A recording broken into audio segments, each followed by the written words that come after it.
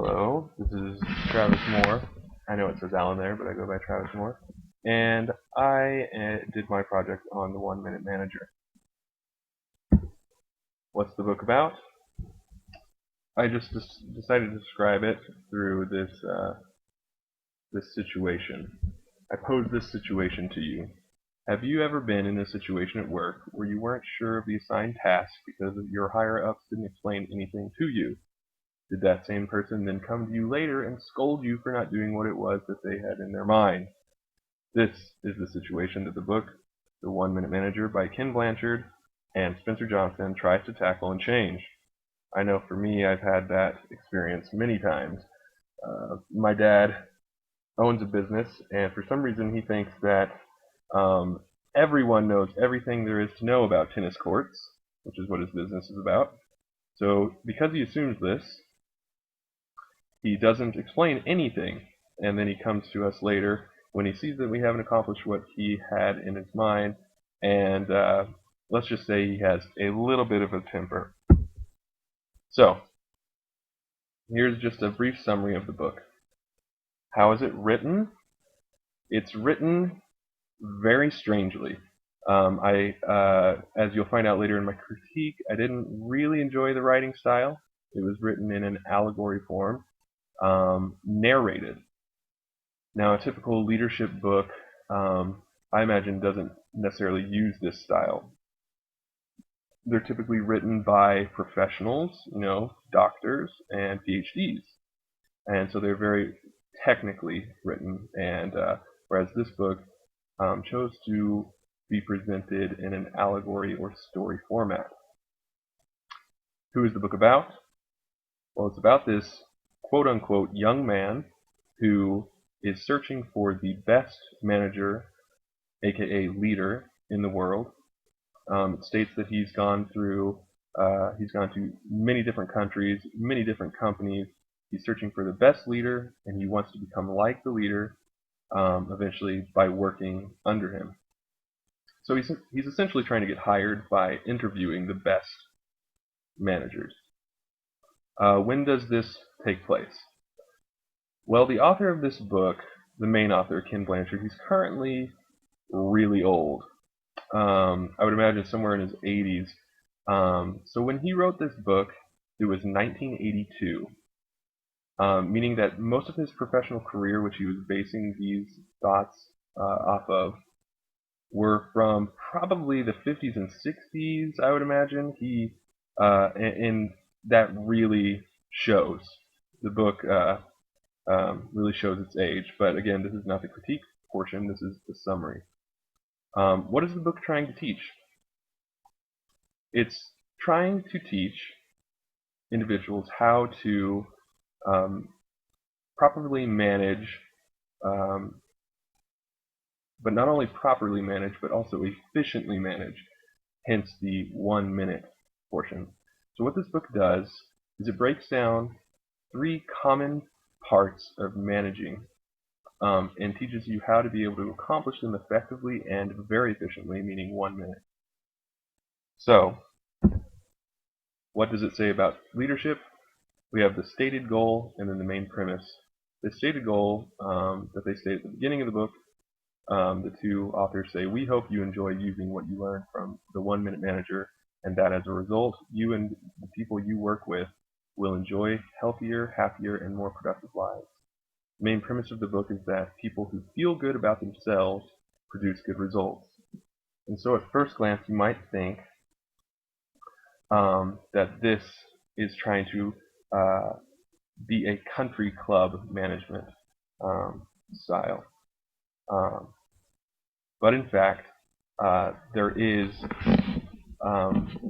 some strictness to it. And so the overall result is a team management style. So what happens is the young man goes to meet the 1 Minute Manager that he hears about. He hears that he's the best manager in the world. He goes to meet him. The 1 Minute Manager is a bit crass with him and keeps reprimanding this individual and saying, Quit making me repeat myself. So he has that first impression from him, and obviously it's not a very good impression. But he goes to talk to 3 different people that this 1-minute manager has managed, and each of these people gives him one of the 3 secrets to 1-minute management. And so the first individual obviously gives him this secret, number 1-minute goals. So what are 1-minute goals? They are when the manager will go to someone he needs to do an assigned task, and he goes to them, and they agree on the goals. They discuss them. They agree on them. And essentially, goal setting is just showing what good behavior looks like. So you show them what good behavior looks like. Say, this would be a good thing. If you were doing this, you're doing well. Then you write out each of the goals on a single sheet of paper using less than 250 words.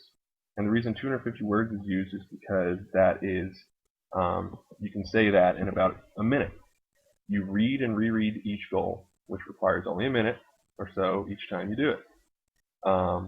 And then throughout every day, every once in a while, you'll look at the goals and see whether or not your behavior matches your goal. So that is the 1-minute goals. Step 2, or secret 2, is called 1-minute praisings. So this is especially useful when you have a new employee. The example in the book, it compares 1-minute praisings to how you train a killer whale to jump over a rope out of water, say at SeaWorld or at a zoo or something like that. The way that they do that, according to this book, is first they put the rope at the bottom of the pool. And as the killer whale goes over it, they'll give him a treat. And then they'll raise the rope in the water. And then every time he goes over it, they give him a treat. And then they'll raise it more. And then the killer whale will realize that when he goes under it, he doesn't get a treat. But when he goes over it, he gets a treat. And so he'll go over it and get a treat, go over it and get a treat. They'll raise that rope higher and higher until it eventually is out of the water. And at this point, the killer whale will be jumping over the rope out of the water. And this book compares that to leading and training individuals as well. You don't only want to praise them when they reach the accomplished task, when they complete it. You want to praise them as they set their course towards the task. You want to praise them in the moments that they do so as well. As you see in step 2 of this secret, it says praise people immediately. That's one thing that this book, I think, has right. Then step 3, tell people what they did right, be specific. Tell people how good you feel about what they did right and how it helps the organization and other people work there. Stop for a moment of silence to let them feel how good you feel. Encourage them to do more of the same, shake hands or touch people in a way that makes it clear that you support their success in the organization. So that is secret 2, 1-minute praisings, and that's essentially supposed to take 1 minute as well. So then the young man goes to another person.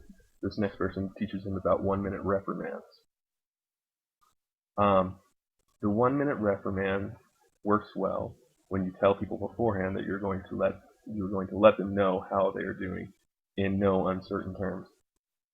Okay, so there are 2 parts to the reprimand, and you use this when the employee makes a costly error that they need to know about. Because if they make the error and then they never find out about it until performance reviews, they might feel bombarded.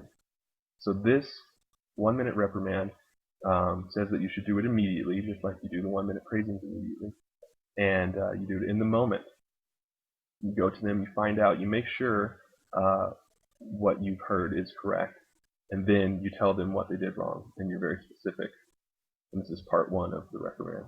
You tell them how you feel about it, and you make sure they feel it. You stop for a few seconds of uncomfortable silence to let them feel how you feel. But the next part is letting them know you still appreciate them as a part of your company. You still value them. You reaffirm what you think, that you think well of them, but not of their performance in this particular situation. And then you, as the manager, need to realize that when the reprimand is done, it's done. There's no more.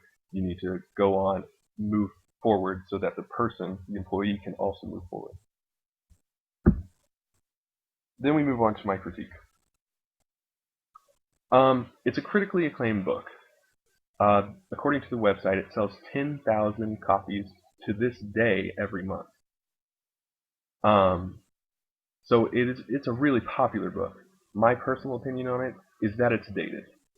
It was printed in 1982, and since then there have not been any significant changes, although Ken Blanchard has come out with, other books and pamphlets and ways of learning leadership. Yet this book in particular is dated. Also, the allegory is absolutely mind-numbing. When you read over 60 pages of quotation marks, and the conversation style goes back and forth in such an awkward manner. Obviously, whoever wrote this was not necessarily a writer, but was probably more of a PhD in social sciences or something like that. My final critique is that it mostly deals with common knowledge. When you think about it, all it's saying to do is establish clear goals, tell them when they do good, and tell them when they did bad. And that's pretty much common knowledge. I don't think that that's necessarily anything that special.